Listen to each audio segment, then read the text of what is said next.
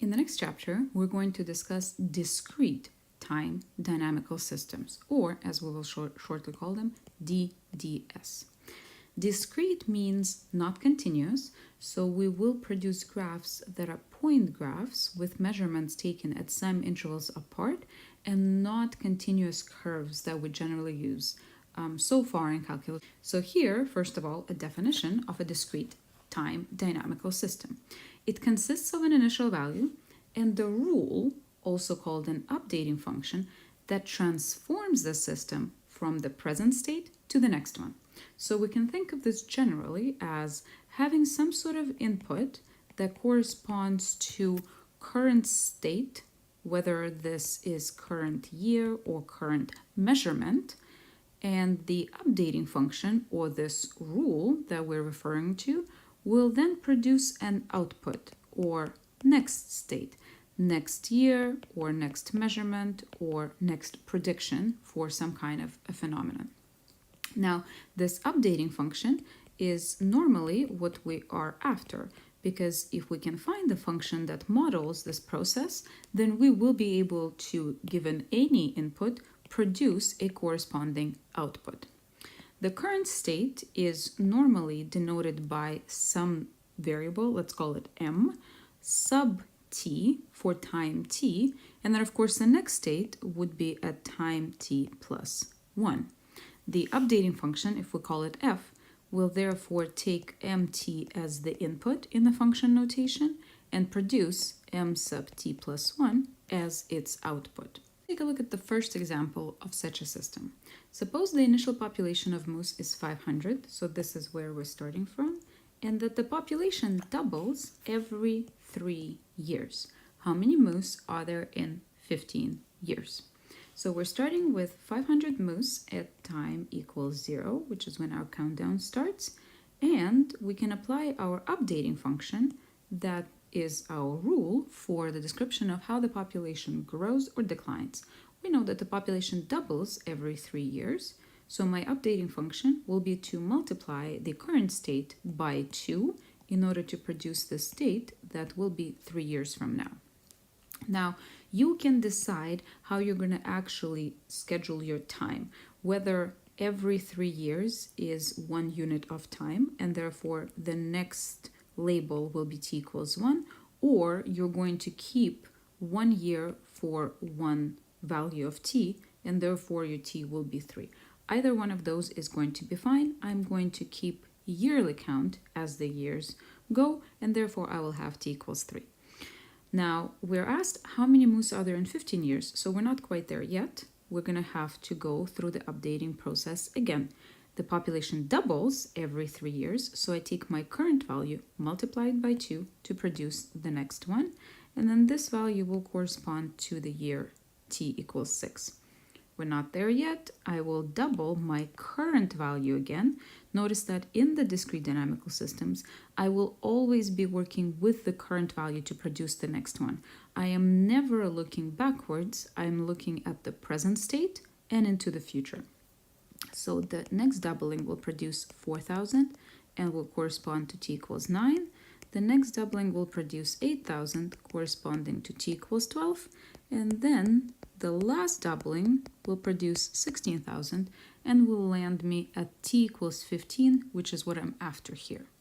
If I would like to write down the updating function here, the rule is going to be simple. It doubles every 3 years. So if I, for example, would like to, in fact, specify what the number is going to be, remember again that the input is the current state. I'm going to double it, so I will produce twice mt. Now, this portion here with my labeling, though, corresponds to m sub t plus 3, not m sub t plus 1, because of how I chose to label my years. The other way to think about this, of course, to begin with, is how many doublings are we going to have? If the population doubles every 3 years, there's going to be 5 doublings altogether in the 5 years, and therefore you can shorten this process. Now, what makes the system discrete is the fact that we only take measurements at very specific points in time and not at every single possible point in time. Of course, there's moose here, but we're not recording their numbers except for at specific and very separate timestamps. Now, the long example that we saw last time is also an example of discrete dynamical system with this as an updating function. Remember that we started with x naught as the number of original branches of the lungs, and then in order to compute the next available number of branches, we had to multiply by 1.7 and then by 1.7 again, and so on. So overall, the rule that we described was given by an updating function like this. These types of discrete dynamical systems are in fact very popular, so let's see if we can develop a more general understanding of them. Every time you specify a discrete dynamical system, as the definition mentions, you're going to have to specify an updating function or the rule the system follows and an initial condition. Depending on the initial condition, the final state of your system might be different. So here we're going to first of all analyze this discrete dynamical system. Let's think about what the rule actually states. Recall that x sub t, or anything, whatever you want to call your variable, sub t represents the current state, and if you increase the index, that will represent the next state. So what this updating function is describing is the next state is always double the current state.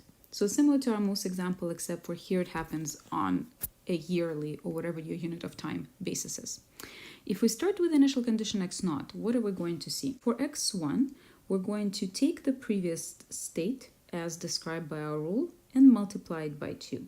So for x1, we're going to have that it's double the previous state, which is x naught. You can also think of that as plugging in 0 for t in this above formula. So if t is 0, you're going to get exactly this next line. X sub 1 is 2 times x0. For x2, in order to get this next step, you have to double the previous step. So x2 is going to be double of x1. Okay? Now again, you can obtain this formula by plugging in t equals 1 into the updating function. If you plug in t equals 1, on the left you're going to have x sub 2 equals 2 x sub 1, which is exactly what we got here. Now, what we do have, again similar to our long example from last lecture, is that this x1 can be written in terms of x naught. So what I can do is simply take this value for x1 and plug it in here. Therefore, altogether, I'm going to get 2 times 2x naught, and therefore 2 squared x naught. I'm going to keep it as 2 squared so that I'm better able to see the pattern. For the next one, for x3, the next state is double the previous, so 2x2, and x2 is given to me by 2 squared x naught. So I'm going to take this expression for x2 and plug it in. So altogether, I'm going to have double the 2 squared x naught, or if I combine the powers of 2 together, I'm going to get 2 cubed. And I notice a pattern here. For the x sub t, I always get that I have performed t doublings on the initial value x naught. So the general formula for x sub t is 2 to the power of t x sub naught. Notice that this is a much better formula than if I continued iteratively as I did before. If I have to calculate x99, let's say, right, the discrete dynamical system's updating function tells me that I have to double the previous state. So I have to double x of 98. Now, if I don't know x of 98 exactly, that means that I have to work all the way backwards to computing x of 98, and that might of course take a while. So having the general formula or the general solution like this is a very powerful thing here. Let's also sketch two different solutions for two different initial conditions. So this is going to be simply a qualitative sketch. I'm going to try to keep my my scales reasonable, but with exponential things like this, numbers tend to get out of hand fairly quickly. So if I start off with the initial condition, let's say of 1, then I will have a point here that corresponds to x naught being 1 at timestamp 0. Every step, things are going to get doubled. So at step 1, I am going to double the previous state at 2, and therefore this is going to correspond to my x1. So let me label my points here, x0, x1. For the timestamp 2, I'm going to double the previous state, so 2, and I'm going to therefore get a 4. 2 times 2 is 4, so at 2 I have 4, and this represents my x sub 2. For the next one, I'm going to double the 4, and that's already going to lead me off where I can't even mark it off. So for x equals 3, I'm going to be up at 8. Actually, let me just put it up here. Let's pretend that this is an 8 here. This is my x3. So notice how this is already quite different from the graphs we're used to drawing. These graphs are going to be point graphs. They're not connected, they're not continuous, because these are in fact the only points that the updating function lets me compute. What's going to happen if I start with a different initial condition? Let's say I start with x naught up at 3. So at time 0, I'm up at 3. At time 1, I'm already up at 6. So up here, this is my x1. And at time t equals 2, I'm going to be double that. So I will be then up at 12, which is already off of my screen. Exponential functions grow very quickly. We can summarize all of our findings with this particular statement that the discrete dynamical system given by this general rule, where in example above b is equal to 2, if I have an initial condition x naught, then the overall solution, which means that an explicit formula for x sub t given only the value of x naught is my factor b up front here to the power of t, corresponding to the number of steps I had to take, times x naught. So times my very, very first initial state. This is why these functions are called exponential. This factor, when you take more than one step, will be compounded on top of each other, on top of itself, t times, therefore producing an exponential looking curve. These discrete dynamical systems describe things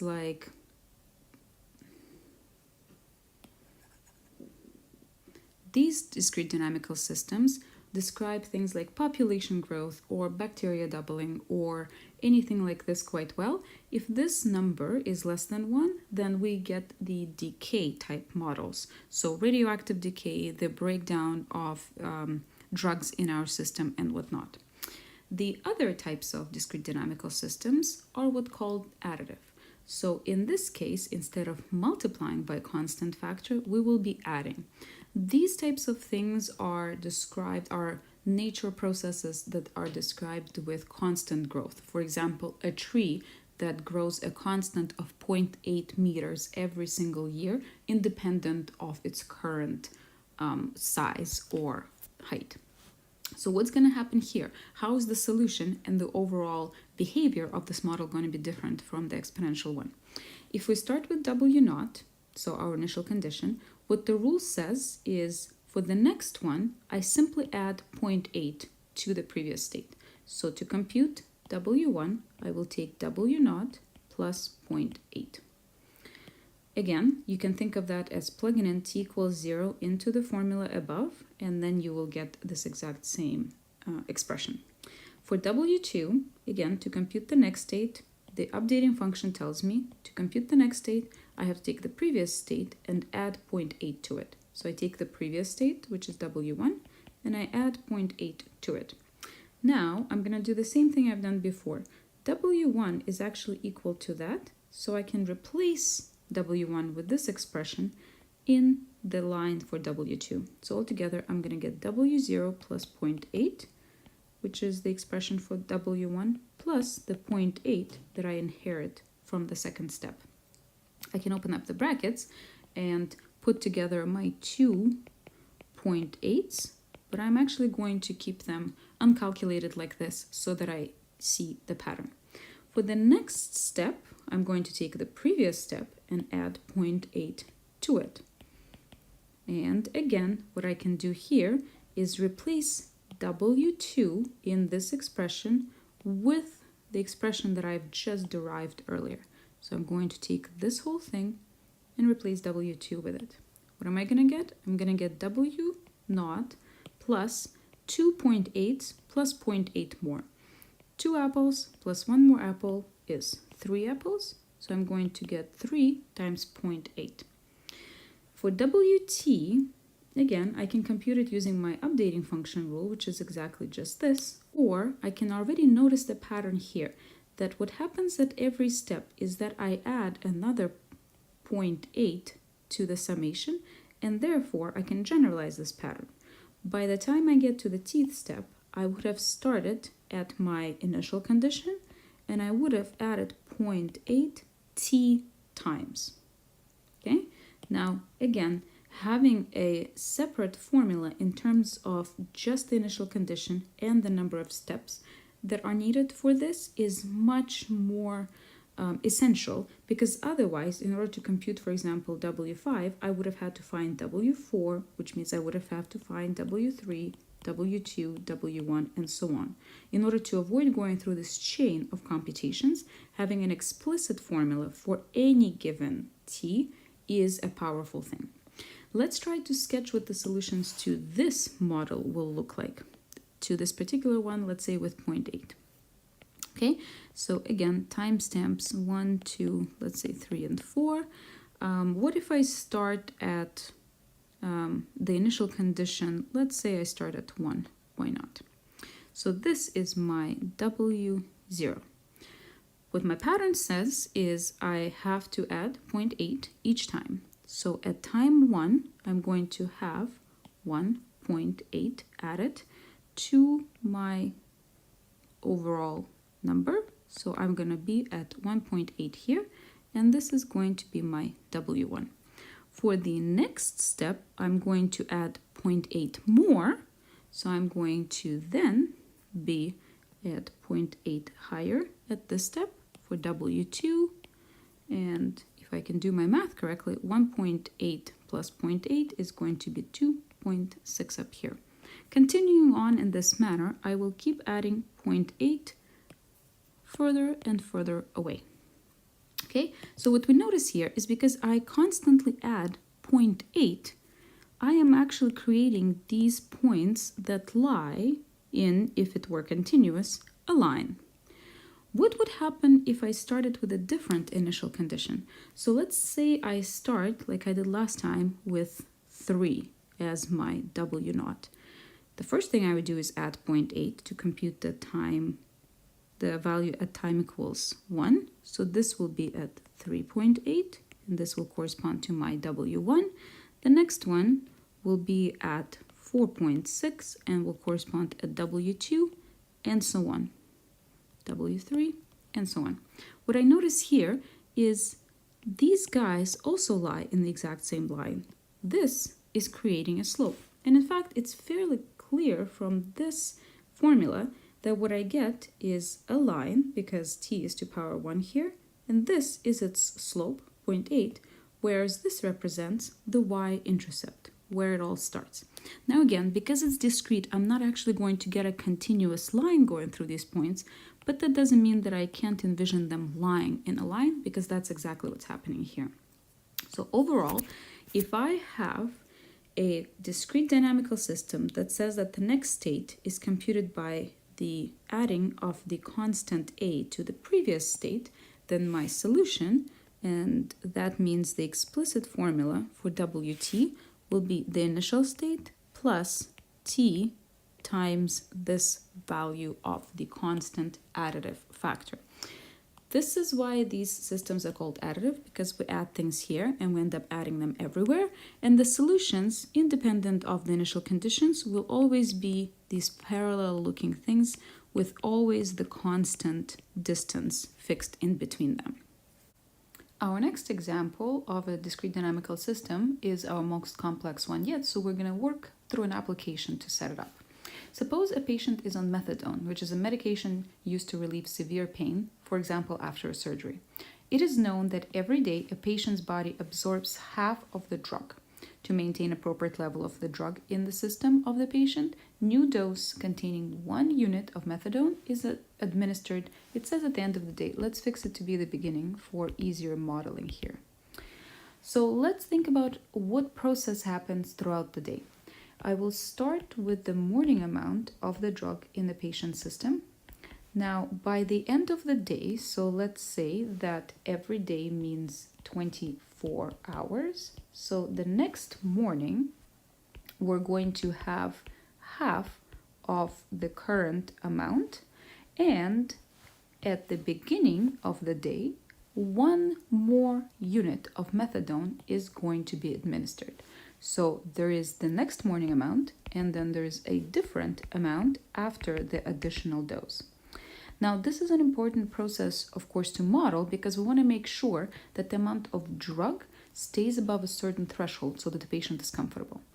If we're going to let m of t denote the amount of methadone present at some time t, let's say that t is going to be a morning measurement. By the next morning, there's going to be only half of that amount in the system, and after the additional dose of 1 unit, we're going to have half of the previous amount of the drug plus the 1 unit. So overall, our updating function for the next after additional dose morning amount of methadone is half of the previous morning's amount plus the 1 additional dose we have administered. Now, this process is going to be iterative, which means that we're going to repeat this not for just one 24-hour cycle, but again and again and again. So what we would like to do is trace the amount of drug in the system at any point in time. If we start with a loading dose of 5, how does that affect the amount of drug in the system? Can I say what it will be 3 days from now? Now, this might seem like a large number given that every day we only supplement with 1 additional unit, but a so-called loading dose is always high. This is the dose that's given immediately after the surgery to make sure that the patient is comfortable right as they wake up. So if we start with 5, recall that our overall updating function is 0.5 mt plus 1. So we take the current amount, half it, and then add a 1. So we can apply this rule to m naught and any other number of measurements we care to predict. So for the first one, I'm going to have half of the previous plus 1, which ends up being 3.5. I'm going to write out the next few, and I encourage you to actually do the calculations to get a hang of this iterative way to compute these numbers. Now, what we can do is try to see what the pattern is, but in these linear discrete dynamical systems, the pattern is really quite complex, so we might not be able to see it from the numbers.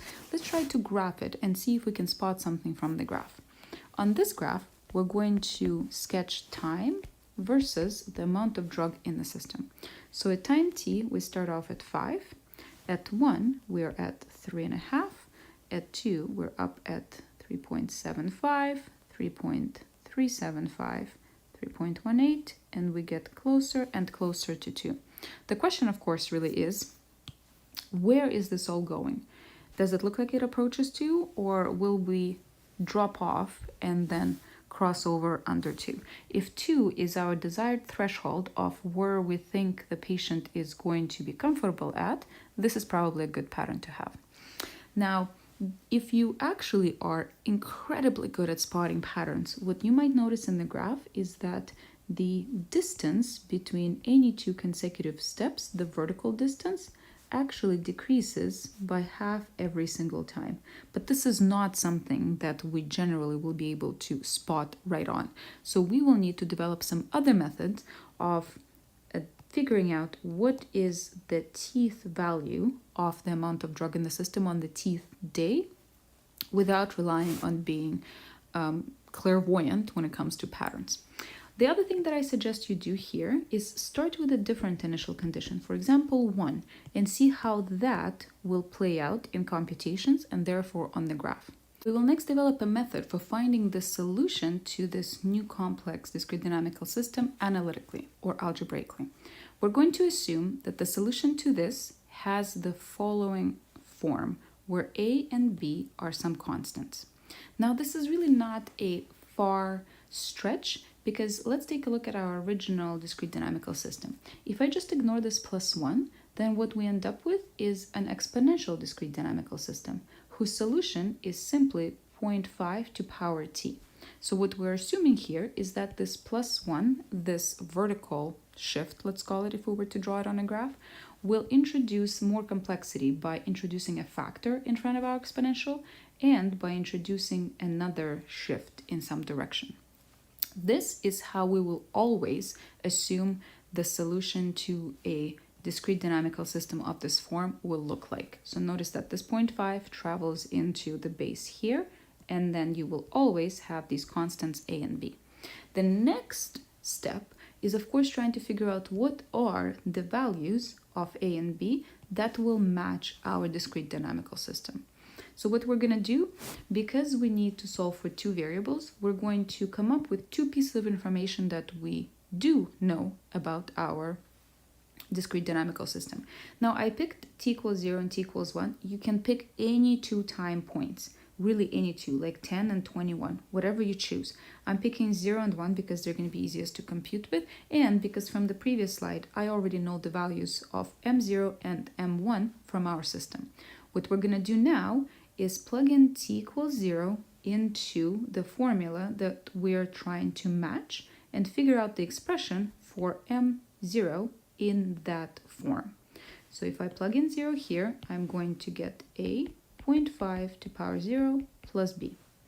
I can simplify this a little bit, knowing that 0.5 to power 0 is just 1, so this altogether is a plus b. If I plug in t equals 1 into the expression that I'm trying to solve for, then m1 is going to be of the form a 0.5 to power 1 plus b, or if I simplify this a little bit, 0.5a plus b. Now, what I can do though is figure out what are the values of m0 and m1 from my actual discrete dynamical system. So taking a look at the previous slide, I have that my initial loading dose was m0 equals 5, and according to our DDS rule, the value of m1 was 3.5. So I can record these here. This is equal to 5 as per my information, and this is equal to 3.5 as per my updating function rule. What we now have are two equations and two variables, and therefore we should be able to solve these two equations for a and b. Now, you can use any method you're comfortable with. You can isolate one of the variables and then plug the new expression into the second equation. You can try to match up the coefficients and do add and subtract method. Whatever you're comfortable with will work. So I will skip the steps as to how to solve it. And what you should get are the a value is 3 and the b value is 2, which means I can plug both of those back into my expression here in order to note that overall my discrete dynamical system then has a solution 3.5 to power t plus 2. This is a really great piece of information to have, because that allows me to be able to compute any state of my discrete dynamical system directly. So if I want to compute the 15th day, then I simply plug in 15 here, and I will be able to get exactly the amount of methadone in the patient's system. Again, this is what is so good about explicit solutions. Otherwise, if I wanted to compute M15th, I would have to compute M14th, M13th, and so on, all the way up to M0 in order to calculate those. The explicit formula, in terms of only the initial condition and the t-value, allows me to compute any number, any state directly. Now, what we can also notice from this particular formula is that what will happen if t goes to infinity?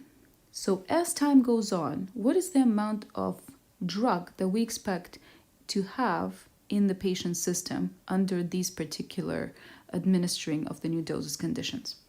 Well, if t goes to infinity, 0.5t actually approaches 0 because we're raising a fraction to the larger and larger power. If this approaches 0, then this entire term approaches 0, which means that overall the amount of drug approaches 2. And this is justified kind of by what we're seeing here. This seems to be getting closer and closer to 2. This is in fact going to be the same if we start at 1, so I encourage you to proceed with computing these numbers and double check that on that end the initial state of 1 will also lead to the convergence toward the 2 as the final state. Now, this is not terribly surprising because what happens if we plug in 2 into our updating function here? So what if I compute the next state if the given state is 2? Well, 0.5 times 2 is 1, 1 plus 1 is 2, so the next state is going to be 2. That means if I start at 2, I'm going to end at 2, which means that in this particular case, 2 is an equilibrium or a steady state. So we're seeing some direct analogs to the differential equations that we have already studied. Now, the other thing that we did for differential equations is draw different types of graphs. What we have on the previous slide here is the graph of the solution, time versus m of t. So this graph will actually match the equation we have just discovered, and that is that m of t is 3.5t plus 2. We're sketching the values of the amount of the drug in the patient's bloodstream. This is kind of like sketching a slope field for the differential equation. You're sketching some numbers, you're sketching some slopes, and this tells you the general shape of the actual solution. But the other thing that we sketched for differential equations were phase diagrams, the differential equations themselves. So what happens if we sketch the updating function itself on the graph? So now my axes are going to be m sub t on the horizontal axis and m sub t plus 1 on the vertical. If I take a look at this equation now, this is my horizontal variable, this is my vertical one. So of course, I recognize that all I have is a line of slope 0.5 and y-intercept of 1. So that is most definitely something I can sketch quite easily, and here it is. This will prove to be a very useful thing to be able to sketch in order to, just like with differential equations, figure out what an equilibrium is and figure out whether or not it's stable. So pause the video here and really think about differences between these two graphs. How this is the graph of the updating function of the rule itself, again, with the analog of the phase diagram in terms of the differential equations, whereas the graph on the previous slide is that of the solution, and therefore more similar to the slope field. Let's summarize what we have found so far. We have considered 3 types of discrete dynamical systems: exponential, additive, and linear. So let's write down what their updating functions were and what the eventual solutions were. For the exponential, the updating function stated that you take the previous state and you multiply it by some fixed factor of, let's say, constant b here to obtain the next state. The corresponding solution then was an exponential function, x sub t, b to power t, x naught. So the factor of b, by the time we get to the tth state, was applied t times. The additive discrete dynamical systems were described by adding a constant at every single state, which means that the corresponding solution simply stated that by the time you get to the tth state, you started with the initial state and added that same constant t times. Multiplying produces an exponential, adding simply produces a constant factor here. For the linear discrete dynamical systems, the updating function had a form of a line with 2 coefficients, so c and d. In our methadone example, this was 0.5 and this was 1. And in order to find the solution, we had to do a little bit more work. We had to assume that the solution was of the form a, some constant a, and then this value, c to power t, plus some other constant b. And then we actually had to solve for these constants a and b. Now, these are going to be the only three types of discrete dynamical systems we consider. So every time you have one, think about which of the types it matches and therefore what a corresponding solution might be. Now, the other thing we have left to discuss is how to find equilibria or stable states of discrete dynamical systems that we saw can happen in the methadone example. Finding of the steady states is not particular to any particular type of discrete dynamical system, and therefore we will develop a general method to actually find the solutions. We'll first consider a graphical approach. So here I have a general updating function, and this is sketched below. This is the sketch of the updating function. So I am sketching the present states versus the next state, much like in the methadone example, where the updating function was simple and linear. Here, I don't have a linear function, so this will provide for more interesting analysis. So what we're going to do is think about, first of all, how does this help us calculate the next state? So let's pick some value for m naught. Let's say that I am starting here at, for example, 3 as my very first initial state. How can I compute the value of the next state? Well, this function tells me how to go from the current state to the next state. So what I can do is go up to the function at my current state, and then the y-coordinate will tell me what the next state is, m1. Now, what about to go from m1 to m2? Well, now I have to somehow transfer this value for m1 over to the x-axis to be present here at 4, and then repeat the process again. So go up to my updating function, note where it is, and the corresponding y value is going to be my next state, which is now m2. And then I'm going to repeat this process over and over and over again. Now, this whole moving from the y-axis to the x-axis is a little bit cumbersome. So are there any shortcuts that I can introduce as opposed to the moving of the whole value? Well, all I'm doing here, if you notice, is, for example, this m1, when it transferred over diagonally. So one thing we can do is draw a diagonal y equals x here to simplify this transferring of the things. Let's see how this will work out. So if I start with the exact same setup, this is my m0, my initial state. I go up to my updating function here, and then the corresponding y value was the next state, m1. Now, the diagonal has y values equal to x values. So that means that instead of looking at the y value on the vertical axis, I can look at the diagonal and recognize that this is going to be the same number on both x and y axes. So instead of going to the y-axis, I'm going to go to the diagonal, and note that if I transfer down, the following will be my m1. And that, of course, is because this point in itself has coordinates m1, m1, being, in fact, on the line y equals x. And then I can do the exact same thing over and over again. Remember that starting at m1, then, we were able to go up to the actual updating function in order to figure out what the next state is going to be.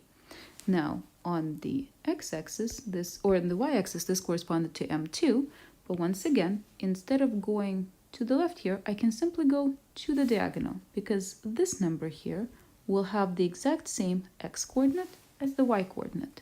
So I'm going to go over here. This point's coordinates are m2, m2, and therefore I can drop it down to the x-axis and have my next available state. This gives rise to the name of this method. It's called cobwebbing. I start with the initial state, I go up to the function, to the diagonal, to the function, to the diagonal, to the function, to the diagonal, and I continue going and bouncing in this way until I either diverge completely or reach some kind of an equilibrium. These are the steps that the cobwebbing will use all the time. You just got to be careful in following them exactly. First things first, we're going to sketch the updating function itself. So whatever you have in terms of your updating function, that's what has to go on the graph. Not the solution, but rather the shape and form of the updating function itself. Next, we will pick an initial value, or we're given an initial value, and then we will have to carefully go to the function graph vertically and to the diagonal horizontally. These two words are going to be critical in following the cobwebbing correctly. So first of all, let's draw in the diagonal here. In two different cases, I'm going to do two examples of two different initial values. So there's the diagonal. And let's say I start at an initial value 4 here. So this will be my m naught. The method says go to the function graph vertically. Now, in this case, vertically means up, but it could mean down. So this is something to look out for, up or down. And to the diagonal horizontally means left or right.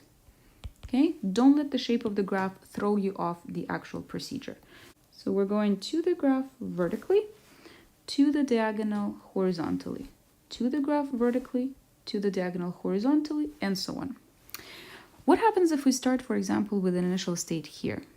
Let's follow the suggested steps of the algorithm. We're going to the graph vertically.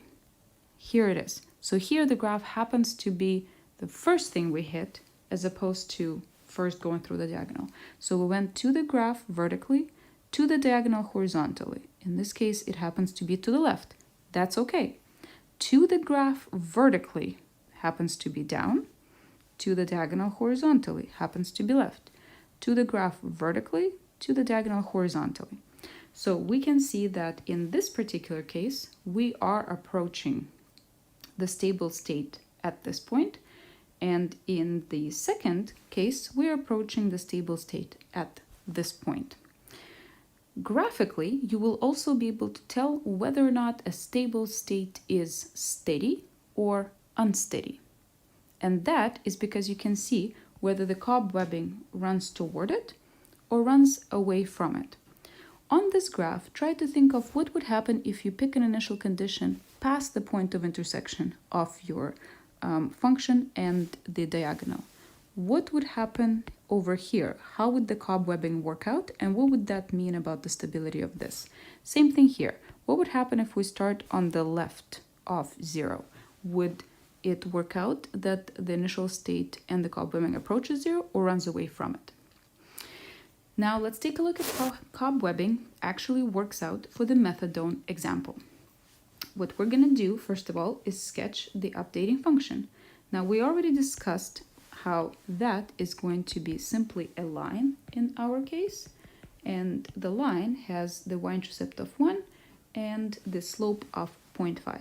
So 1 and 0.5. It's a line that looks like this. Okay, this is my updating function. The next thing I should draw is the diagonal itself, and I can already see where the two graphs will intersect. Now the two graphs intersect, as you probably would have guessed by now, exactly at the equilibrium points. Now this is asking to sketch this for the initial state at 5, initial state at 1, just to see how this will differ and whether they will approach two different points. So let's start with 5.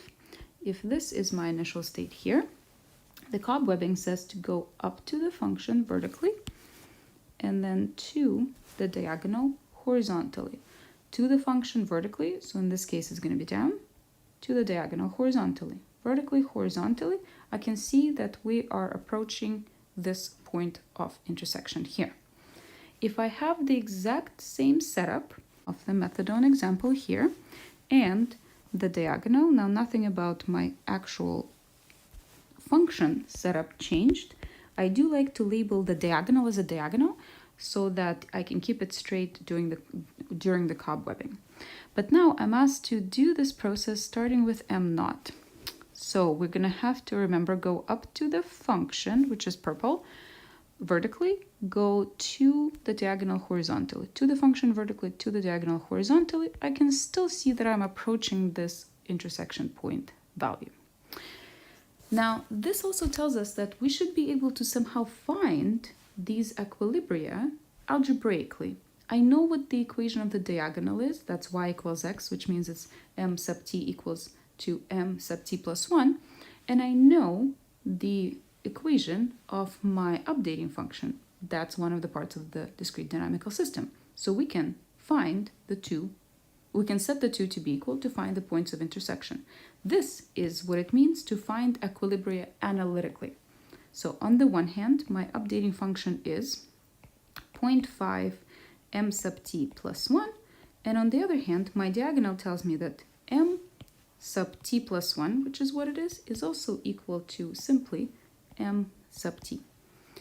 This equation actually packs quite a bit of information. This is saying that the next state is the same as the current state. So let's label that, because this is the very definition of what it means to be an equilibria. The present state doesn't change as it goes to the next state. The two are in fact equal. Setting them equal, we can then solve for the particular m of t that will produce such a result. So here, this is a simple equation, and you will get that m sub t is equal to 2, which means that this is your equilibrium or a steady state. What the algebraic method will not be able to tell you is whether or not this equilibrium is in fact stable or not. To determine the stability, much like with phase diagrams, you have to look at the graph and therefore use the cobwebbing technique. Geometric approach is the only thing that will tell you the stability here. What you have to do in order to determine the stability, so if you have that 2 is your steady state, you have to think of the initial conditions to the left and to the right of it, which is the two cases that we considered here. If the cobwebbing runs towards your steady state, then it is in fact stable, and if it runs away from it, then you're going to get an unstable steady state. Now, this is the end of my part of the lecture, and now it is up to you to practice with these discrete dynamical systems. Here we have 3 different examples of an exponential, an additive, but with a minus, and a linear, but also with the minus system for you to try out all of these methods. Only with practice will you get better at this. Follow through the suggested steps. These are all the questions that one can ask about discrete dynamical systems in this course. If you can get through these for any particular discrete dynamical systems, then you are set for this chapter.